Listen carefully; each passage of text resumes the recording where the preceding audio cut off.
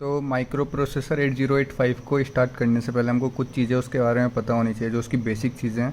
उसके बाद हम 8085 को पढ़ना स्टार्ट करेंगे। तो अगर कोई भी बेसिक क्वेश्चन जो हमेशा एकेडमिक्स के क्वेश्चन पेपर में पहला क्वेश्चन आता है, ये आता है कि 8085 का पिन डायग्राम बताइए या फिर आर्किटेक्चर बताइए। तो उसमें आपको सिर्फ पिन डायग्राम और आर्किटेक्चर नहीं बनाना, बल्कि उसमें आपको पहले ये चीज़ें कुछ 6-7 चीज़ें लिखनी है, उसके बाद जाके आपको आगे करना है। तो इससे क्या होगा कि इससे जो एग्ज़ामिनर होगा उस पे ज़्यादा अच्छा इंप्रेशन पड़ेगा कि स्टूडेंट ने कुछ सही चीज़ें लिखी हैं, ठीक है। और अगर आप नहीं भी लिखोगे तो ऐसा कोई ज़्यादा दिक्कत नहीं है, बट अगर आप लिखोगे तो it will create a good impact. Okay, so now starting with microprocessor 8085। Firstly, it is an 8-bit microprocessor designed by Intel in 1997 using NMOS technology। तो ये आपको याद रखना है कि 8 बिट का माइक्रोप्रोसेसर है, ये इसका मेन पॉइंट है। 8 bit microprocessor design by Intel in 1997 using NMOS technology, ठीक है। तो 8 बिट माइक्रोप्रोसेसर का मतलब होता है कि 8 बिट में वर्क करता है। मीन्स अगर इसमें हमारा कुछ डेटा होगा तो हमारा 8 बिट का डेटा होगा। लाइक अगर हमको एडिशन सब्ट्रैक्शन कुछ भी चीज़ें करनी है तो हमको 8 बिट में करनी होंगी। हमारे पास कंप्यूटर में जो भी चीज़ें होती हैं सारी 0 और 1 की फॉर्म में होती हैं, तो फिर वही चीज़ें हमारी क्या होती है, 8 बिट में डिनोट करेगा। लाइक अगर हमारे पास 3 है तो 3 को हम कैसे रिप्रेजेंट करेंगे, 3 को हम रिप्रेजेंट करेंगे 1 1 0 0 0 0 0 1 2 3 4 5 6 7 एंड 8। तो हमारा 3 हमारा ऐसे रिप्रेजेंट होगा, ठीक है। तो हमारा क्या होता है, 8 बिट में काम करता है, तो हमारा 3 ऐसा रिप्रेजेंट होगा और इससे ज़्यादा हमारा इसके अंदर स्टोर नहीं हो सकता। तो अगर हमको यहाँ पे इसका हायर लिमिट कितना होगा, सारे ऑल वंस, उसके बाद का हमारा इसके अंदर कोई भी स्टोर नहीं होगा। तो उसके बाद हमारे पास इसके जो कॉन्फ़िगरेशंस हैं वो कॉन्फ़िगरेशंस हम देख लेते हैं। इस पर सबसे पहले 8 बिट डेटा बस होती है, वही चीज़ जो मैं यहाँ पे एक्सप्लेन कर रहा था कि हमारा सिर्फ 8 बिट का डेटा ही इसके अंदर स्टोर हो सकता है, बस 8 बिट के ही ऑपरेशन हम कर सकते हैं। तो 8 बिट का डेटा बस होता है। उसके बाद हमारे पास इस पर 16 बिट का एड्रेस बस होता है। तो जो हमारी एड्रेसिंग होती है वो हमारी 16 बिट में होती है, ठीक है, which can address up to 64 kilobytes. 16 bit program counter होता है और 16 बिट स्टैक पॉइंटर होता है। 6 बिट के 8 रजिस्टर्स होते हैं। ये 8 रजिस्टर्स हमारे BC, DE और HL होते हैं, ठीक है। तो ये B अगर इसको सिंगल यूज़ करोगे तो फिर B क्या होगा, एज अ 8 बिट यूज़ होगा। अगर तुम्हें 16 बिट का यूज़ करना है तो फिर 16 बिट के लिए तुम्हें BC एज अ पेयर लेना होगा, या फिर DE एज अ पेयर लेना होगा, या फिर HL एज अ पेयर लेना होगा। तो ये हमारा क्या होता है, ये पेयर्स में काम करते हैं और requires 5 volt supply to operate at 3.2 megahertz single phase clock, ठीक है। तो इस पे हमको क्या होता है, 5 वोल्ट की सप्लाई चाहिए होती है, प्लस 5 वोल्ट की सप्लाई चाहिए होती है इसको ऑपरेट करने के लिए। It is used in washing machines, microwaves, ओवन्स and mobile phone etcetera. तो इसका जो एप्लीकेशंस होता है यहाँ पे होता है हमारा वॉशिंग मशीन्स में, माइक्रोवेव्स में और ओवन्स में एंड मोबाइल फ़ोन्स में हमारा माइक्रोप्रोसेसर 8085 का यूज़ होता है। तो ये बेसिक चीज़ें हैं जो हमको इसके बारे में पता होनी चाहिए। अब ये 8 bit data bus, 16 bit data bus से 16 bit program counter and 16 bit stack pointer, 8 bit जो भी हमारे पेयर्स हैं, रजिस्टर पेयर्स, ये सारी चीज़ें हम अभी आगे देखेंगे पिन डायग्राम और ब्लॉक आर्किटेक्चर में कि क्या क्या होता है, इनका कैसे यूज़ होता है, क्यों यूज़ होता है, क्यों इन चीज़ों को रखा गया है। तो ये सारी चीज़ें हम आगे देखेंगे। तो इसके बाद हमारा नेक्स्ट स्टेप है कि हम इसमें पहले पिन डायग्राम को पढ़ेंगे, पिन डायग्राम कैसे बनाते हैं और पिन डायग्राम क्या होता है। तो पिन डायग्राम क्या होता है, जो हमारा 8085 होता है वो एक चिप की तरह होता है, ठीक है। और उस चिप में हमारी कुछ पिन्स होती हैं, उसमें 40 पिन्स होती हैं। तो 40 पिन्स को हम क्या करेंगे कि उन 40 पिन्स की अलग अलग फंक्शनैलिटी होंगी। तो वही चीज़ें हमको समझनी है कि वो क्या क्या फंक्शन कर रही हैं और वो पिन्स कहाँ पे, कौन से नंबर पे कौन सी पिन है। तो वो चीज़ें हम अब नेक्स्ट स्टेप में देखेंगे। तो स्टार्ट करते हैं। तो देखिए ये यहाँ पे हमारा पिन डायग्राम ऐसे बनेगा। मेरे पास पूरा पिन डायग्राम था, बट मैं आपको एक बारी फिर से बना के दिखाता हूँ कि इसको कैसे आपको बनाना है और कैसे इसको याद रखना है। तो सबसे पहले तो हमको पिन डायग्राम में देखना है कि यहाँ पे हमारी 20 पिन्स इधर होंगी और 20 पिन्स इधर होंगी, ठीक है। इनकी नंबरिंग कैसे होगी, यहाँ पे 1 2 3 4 5 से लेके 20 एंड 21 22 23 से लेके हमारा 40 तक यहाँ पे होगा, ठीक है। तो ये हमारा 8085 का पिन डायग्राम हो गया। अब इसमें हमें कौन सी पिन कहाँ पे होंगी वो सारी चीज़ें देखनी है। तो सबसे पहले तो हमको पिन को ऑपरेट करने के लिए एक VCC सप्लाई चाहिए होगी। तो हमारी वो सप्लाई कहाँ पे होगी, पिन नंबर 40 में, VCC, ठीक है। ये पिन नंबर 40 में हमारा क्या होगा, पिन नंबर 40 में हमारा VCC सप्लाई होगा।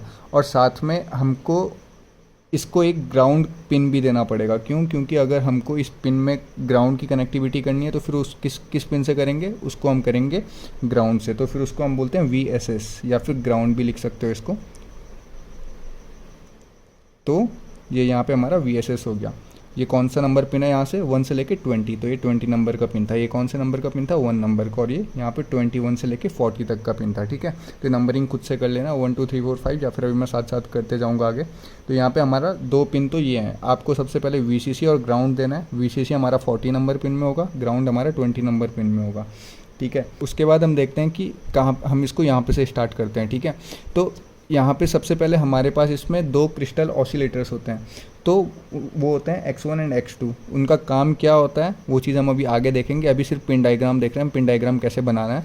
तो यहाँ पे सबसे पहले हमारा pin number 1 and pin number 2 में हमारा क्रिस्टल ऑसिलेटर्स होंगे, जिसको X1 एंड X2 बोलते हैं। ठीक है, उसके बाद हमारा क्या होगा, उसके बाद जो थर्ड पिन होगा इसको आपको याद रखना है रीसेट आउट। ठीक है, रीसेट आउट होगा।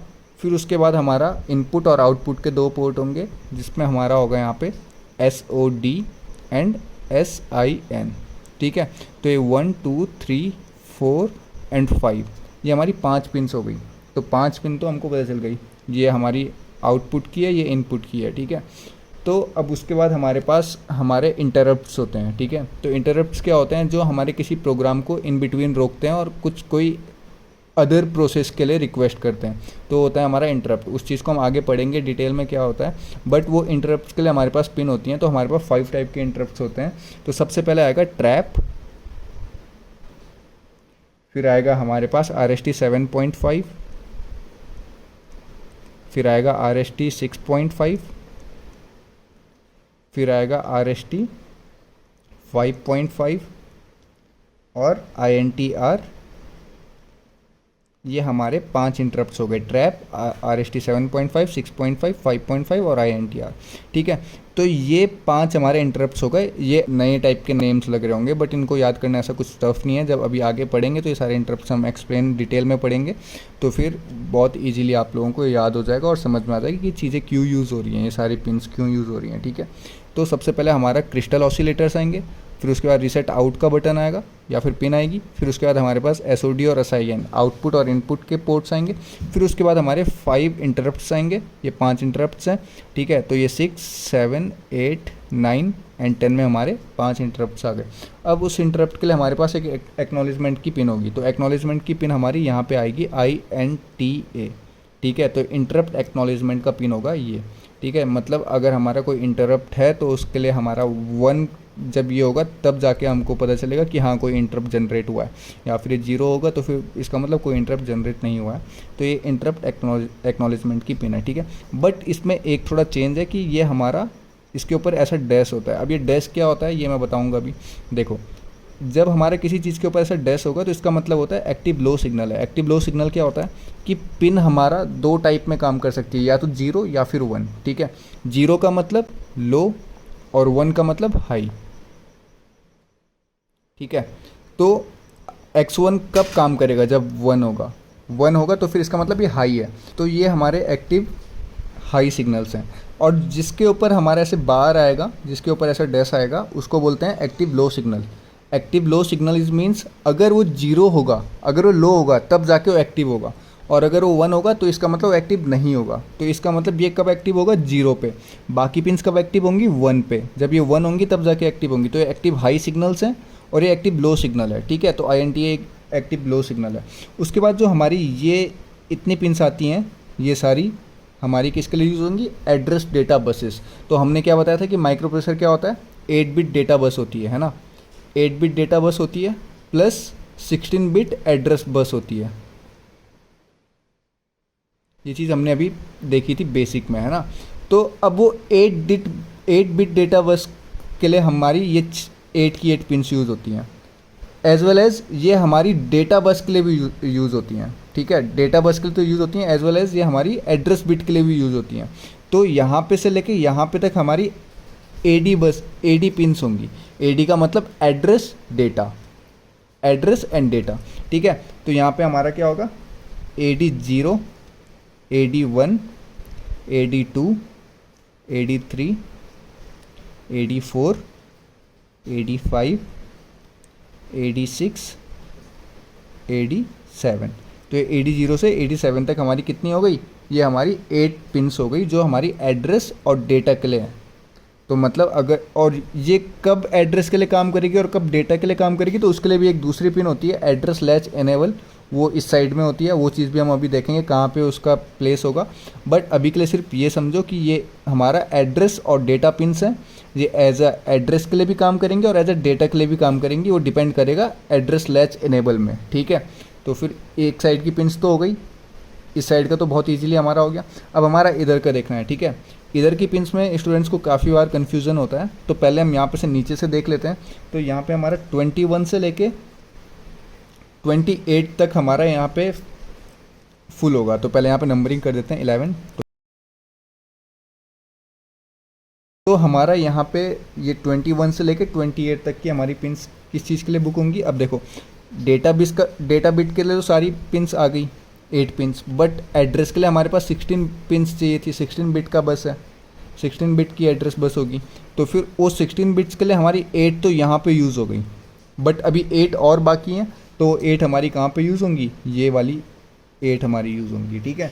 तो ये रिमेनिंग जो एड्रेस बिट की पिन्स हैं वो यहाँ पे हमारी यूज़ होंगी, तो यहाँ पे हमारी वर्क करेंगी, ठीक है। तो देखो यहाँ पे AD0 से लेके A0, A1, A2, A3, A7 तक हो गया। तो यहाँ पे हमारा A8, A9, A10, A11, A12, A13, A14 and A15।